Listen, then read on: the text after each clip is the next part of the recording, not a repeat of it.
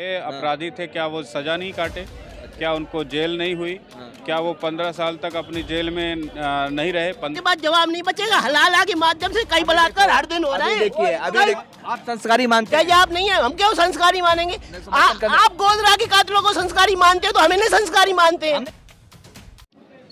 गुजरात में बीजेपी का लिस्ट आया है और बीजेपी ने उस व्यक्ति को टिकट दिया जिन्होंने ब्राह्मण संस्कारी जो बलात्कारी थे बिल्किस बानो के, जब वो उनको रिहा किया गया तो उनको संस्कारी बताया था। कैसे देखते हैं आप? ऐसा है, देखो, जिस 15 साल बाद जो रिहा होता है ना, वो एमएलए कैंडिडेट या विधायक कैंडिडेट नहीं बनता। 2 साल की उनको जिन्होंने कहा था कि भाई ये तो ब्राह्मण है, संस्कारी है, क्या बलात्कारी कोई संस्कारी हो सकता है? पहले तो ये सवाल। बलात्कारी के संस्कारी होने का प्रश्न नहीं है।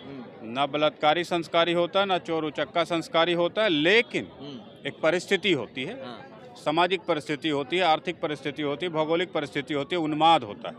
उस उन्माद में आप क्या करते हैं, वो एक अलग स्थिति होती है। हर समय व्यक्ति में शैतान नहीं होता, कभी कभी वो इंसान भी रहता है। एक अच्छा इंसान भी कभी कभी किसी का सर काट देता है। क्यों काट देता है? जब उसको लगता है कि खतरा मेरे सर पे है। मतलब आपके कहने का मतलब यही है कि उन्होंने एक शैतान सवार था, उसने बलात्कार कर दिया, फिर वो इंसान बन गया। तो क्या ऐसा नहीं होता? गुनाह कैसे करते हैं लोग? फिर जो निर्भया कांड के जो बलात्कारी थे उनको क्यों दिया गया फांसी? शैतान तो वो भी तो एक ही पल के लिए, उनको एक ही घंटे के लिए तो आया था, शैतान उनके सर पर सवार हुआ था, क्यों दिया गया फांसी उनको? जब आपका गुनाह हद को पार कर जाता है तो उसकी एक नियत सजा भी बनती है। अच्छा, तो क्या बिल्किस बानो के अपराधी थे, क्या वो सजा नहीं काटे? क्या उनको जेल नहीं हुई?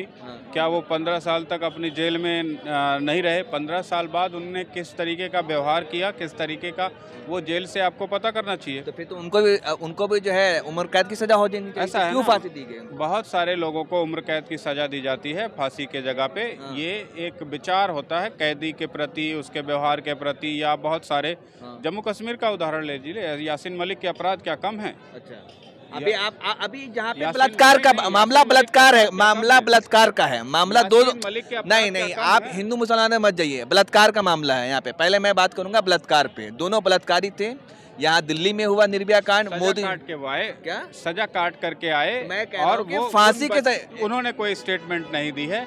उनके फेवर में जो भी व्यक्ति स्टेटमेंट देता वो उसका माइंडसेट है। अच्छा, ठीक है ना? तो फेवर में तो वो अब एक तरफ प्रधानमंत्री लाल किले के प्राचीर से आज़ादी के अमृत महोत्सव में कहते हैं कि भाई महिलाओं का सम्मान करना चाहिए, बड़ी बड़ी बातें करते हैं, उसी दिन रिहा किया जाता है 11 बलात्कारियों को। उनका गुनाह आप पूछेंगे कि क्या गुनाह था? क्या गुनाह है उनका?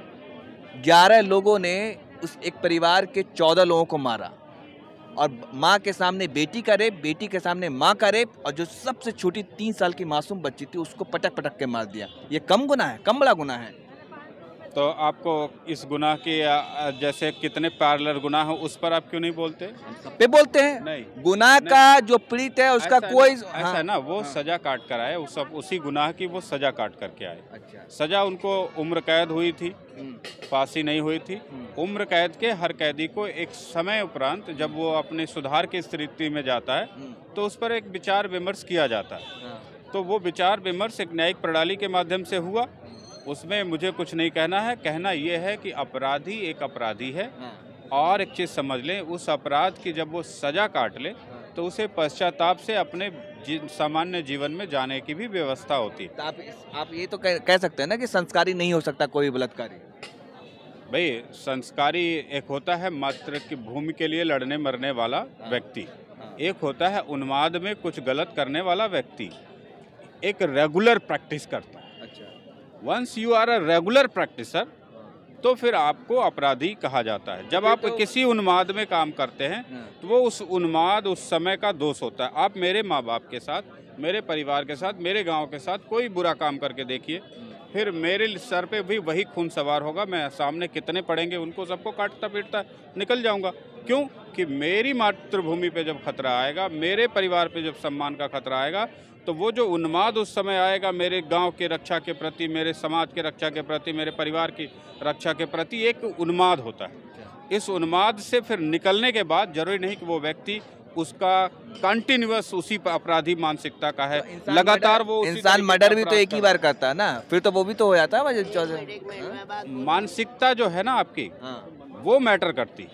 मैंने कहा ना, आपने हत्या तो आर्मी वाला भी करता है, पुलिस वाला भी इनकाउंटर करता है। हत्यारा ही कहलाता है ना, संस्कारी थोड़ी हो जाता सुनिए है। सुनिए तो आप संस्कारी मानते क्या आप नहीं है? हम क्यों संस्कारी मानेंगे? आप गोधरा के कातलों को संस्कारी मानते हो तो हमें नहीं संस्कारी मानते हैं। हम नहीं मानते, हम नहीं मानते, हम भी नहीं मानते हैं। हम नहीं मानते। बस बात ओवर है। जैसे आप नहीं मानते वैसे हम नहीं मानते, कंडेम करते आप हैं। नहीं मानते वैसे हम नहीं मानते, जैसे आप नहीं मानते वैसे हम नहीं मानते। कैसे जब आप गोधरा के हत्यारों को ट्रेन में जो लोग मारे उनको जलाने वालों को तो गोधरा का हो रहा है, नहीं मानते हो रहा है कि बिल्किस ऐसा है ना, सुनिए, गोधरा हो या मुंबई का दंगा हो या सहारनपुर का दंगा हो या किसी बेटी के रेप के बाद उभरने वाला दंगा हो, जब तक उसके इस पहलू के पे आप पूरी नज़र निष्पक्षता के साथ कंडेम नहीं करेंगे, इस पहलू वाला क्या करेगा?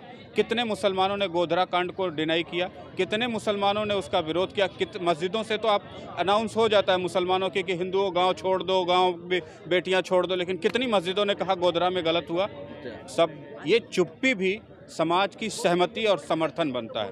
आज गोधरा के पक्ष में आपने इतना शांति बना लिया कि उसे समाज, देश, दुनिया एक समर्थन के तौर पर देखती है। ऐसी परिस्थिति में दूसरी तरफ जो खतरा मंडराता है ना दूसरी घटनाओं का, उसमें हर व्यक्ति एकदम खतरे के लड़ने के मूड में होता है। वहाँ पे जो भी सॉफ्ट टारगेट होता है ज़्यादातर निर्दोष ही मारे जाते हैं, लेकिन उसमें सबसे ज़्यादा दोषी इस साइड में जो एक्शंस हुए 56 जो मरे, अगर उस पे मुसलमानों के इमामों की, मुसलमानों के हाफिजों की, मुसलमान नेताओं की और रेप को भी लेकर के आए उसी मुद्दे पर प्रतिक्रिया, उसी मुद्दे पे लेकर के आ गया। लेकर नहीं आया मैं, आप लेकर जाना चाह रहे थे, वहाँ पर प्रतिक्रिया यदि होती, अगर मुद्दे पे लेके आएंगे ना, मुद्दे पे लेके आएंगे तो आपके पास जवाब नहीं बचेगा। हलाला के माध्यम से कई बलात्कार हर दिन हो रहे हैं। देखिए, अभी देखिए, हो गया, बंद करो, बंद करो, बंद करो, बंद करो।